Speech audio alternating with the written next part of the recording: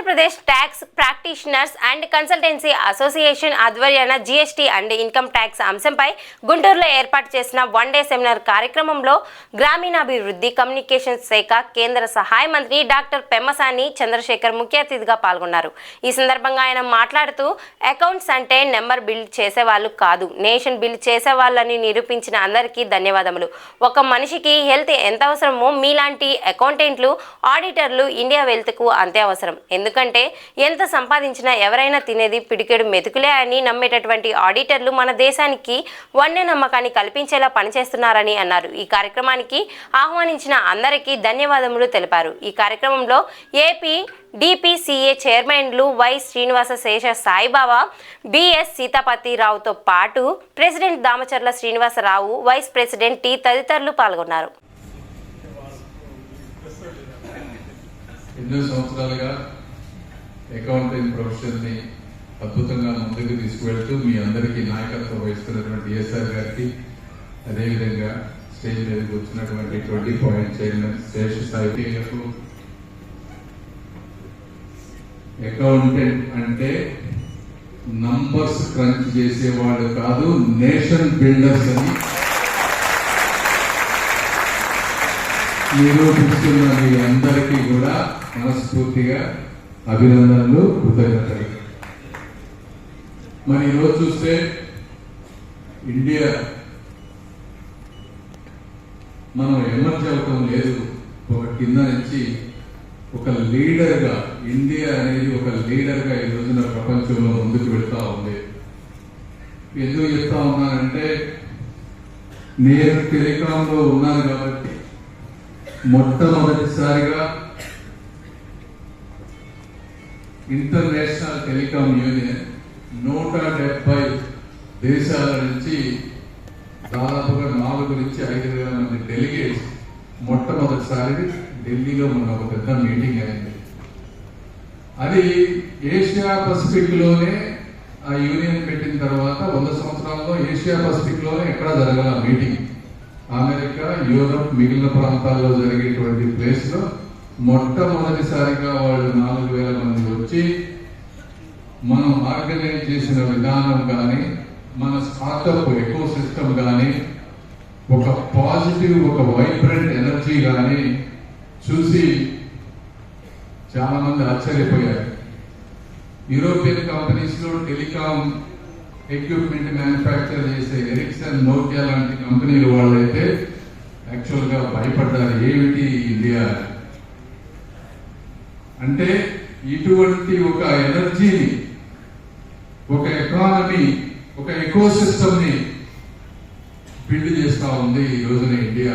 అది కూడా వాస్తవంగా కూడా చెప్పాలి, నరేంద్ర మోదీ గారు పడేటువంటి కష్టం, ఆ విజన్, అన్నిటి పని. నేను దూరంగా ఉన్నప్పుడు అభిమానించేవాడిని, వారిని దూరంగా ప్రధానమంత్రిగా. కానీ గవర్నమెంట్ లోకి వెళ్ళిన తర్వాత అన్ని వ్యవస్థల్ని కోఆర్డినేట్ చేసుకుని ఒక విజన్ తో ఒక దేశాన్ని ముందుకు తీసుకెళ్ళడం ఎంత కష్టమో నాకు అర్థమైంది. ఈ కష్టం చూసిన తర్వాత నారా చంద్రబాబు నాయుడు గారి మీద, నరేంద్ర మోదీ గారి మీద ఇంతకు ముందు నాకు 100 రెట్ల అభిమానం ఉండేది, ఇప్పుడు 10,000 రెట్ల అభిమానం లేదు.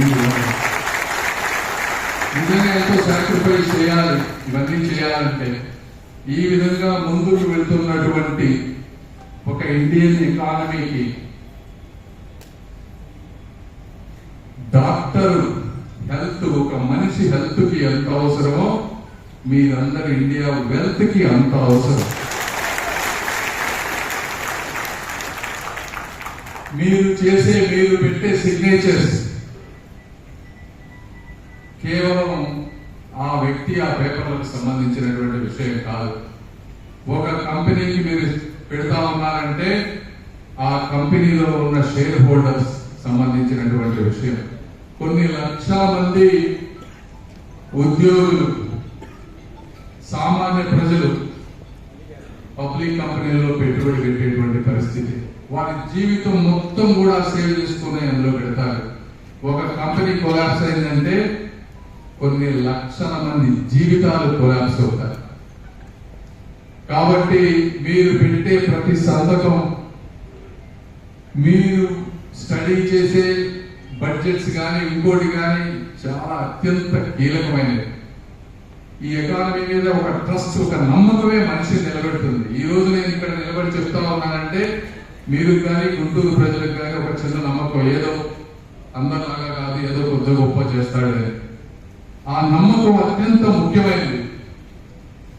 నేను అంటే నమ్మకము డబ్బు రెండు కూడా చాలా ఇంపార్టెంట్ అనుకోవచ్చు.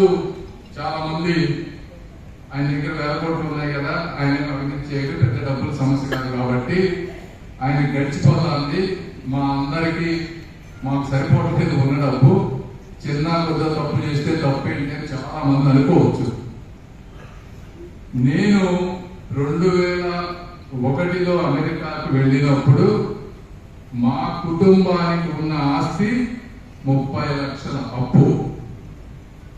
అంటే నేను -30 లక్షలతో స్టార్ట్ చేశాను. ఆ రోజున కూడా డబ్బు లేనప్పుడు నాకు వచ్చిన స్కాలర్షిప్ లో తక్కువ, ఎంత నెలకు $2,000 వచ్చేది. అక్కడ $2,000 ట్యాక్స్ పోయి $1,300 ఎంత వచ్చాయి.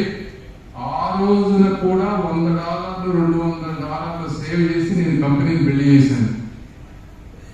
ఆ తర్వాత డాక్టర్ గా ఉన్నప్పుడు టీచింగ్ ప్రొఫెషన్ లో వెళ్తే అమెరికాలో చాలా తక్కువ డబ్బులు పే చేస్తారు, ప్రైవేట్ ప్రొఫెషన్కి వెళ్తే చాలా ఎక్కువ డబ్బు సంపాదించవచ్చు. ఆ రోజు నా దగ్గర డబ్బు లేనప్పుడు కూడా నాకు నచ్చిన పద్ధతిని 10 మందికి ఉపయోగపడగలన్న నమ్మకంతో టీచింగ్ ప్రొఫెషన్ లోకి వెళ్ళాను. ఎందుకు చెప్తున్నాను అంటే నా దగ్గర డబ్బు సరే తర్వాత మన పరిమాణం చేసుకుంటా పోతా ఉంటే డబ్బు వచ్చింది. అందులో 0.01% కూడా నేను వాడేది ఉండదు. మిగిలినంతా అక్కడ ఆ స్థలం నాకు ఉంది, ఇక్కడికి నాకు ఉందని చెప్పుకోవడానికి తప్పించి ఎవరైనా తినేది ఆ పిటికెడి మెతుకులే. అంతకంటే ఎక్కువ ఉంటే టీవీ షోలు వస్తాయి అనిపించి ఏమి రావు. ఎందుకు చెప్తున్నానంటే కొంతమంది జస్టిఫికేషన్ చేసుకునేటువంటి అవకాశం ఉంది. ఆ జస్టిఫికేషన్ అనేది ముఖ్యంగా మీలాంటి వాళ్ళకి చాలా ఇంపార్టెంట్. ఎందుకంటే మీరు ఒక హోప్, ఒక నమ్మకాన్ని క్రియేట్ చేస్తారు. ఆ నమ్మకం అనేది ఇండియాకి మచ్చ తెచ్చే విధంగా ఉండకూడదు. ఇండియా అంటే ఒక నమ్మకాన్ని క్రియేట్ చేయాలని క్రియేట్ చేస్తే ప్రపంచం అంతా కూడా మన ముందుకు వస్తుంది, మన వైపు చూస్తూ ఉంటుంది. కాబట్టి మీరందరూ చేస్తారని నాకు తెలుసు. మిత్రులారా, ఒక చిన్న కుటుంబంలో పుట్టి తనని ఇచ్చింది తానే తయారు చేసుకొని ఒక ఉన్నతమైన స్థితిలోకి వచ్చి ఎంతో మందికి ఉపాధి అవకాశాలు కల్పించి ఈ రోజు భారతదేశానికే మంత్రిగా ఉన్నటువంటి మన గౌరవ అతిథి ఒకసారి మీరు అందరూ కూడా లేచి మీ రథాలు ఒకసారి కోరుతున్నాం.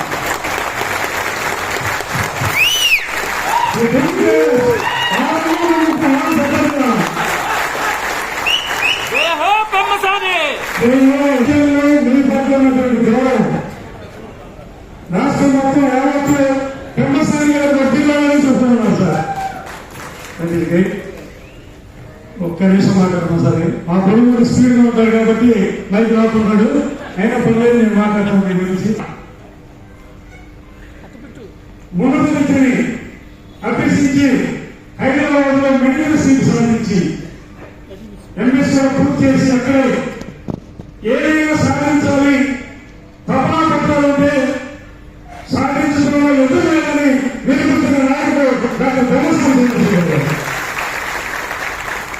అదే కృషి పట్టడంతో అనేక మంది విద్యార్థులు ఎగ్జామ్స్ రావాలంటే వారికంటే ఎక్కువగా తనదైన శైలిలో బుక్స్ ఎట్లా ప్రిపేర్ కావాలనేది ఏ శైలి తర్వాత తయారు చేసి కొన్ని లక్షల మందికి వాళ్ళ యొక్క రాష్ట్రీయ బుక్స్ ద్వారా కావచ్చు, సాఫ్ట్వేర్ ద్వారా కావచ్చు, లక్షలాది మంది ఎగ్జామ్స్ రాసి వాళ్ళ ఉద్యోగాలు కావచ్చు, ప్రొఫెషన్స్ స్థిరపడ్డారు. అది కాక మనందరూ తెలుసు ప్రతి ఒక్కరు కూడా జనమే జన్మించే సంఘాల పీకలు చేసేవారు ఆనాడు. ఎందుకంటే ఎక్కడికి వెళ్ళినా సరే జన్మనిచ్చిన తల్లిదండ్రుల్ని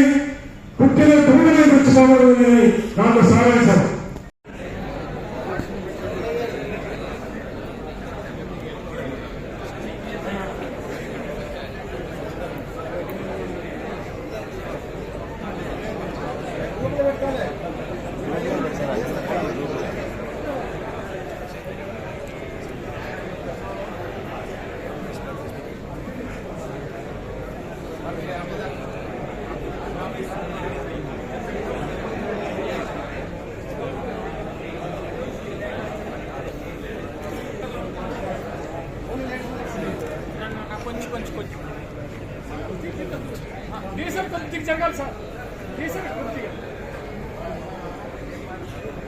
అన్న ఏం పడుతుంది వచ్చే ఓకే సార్.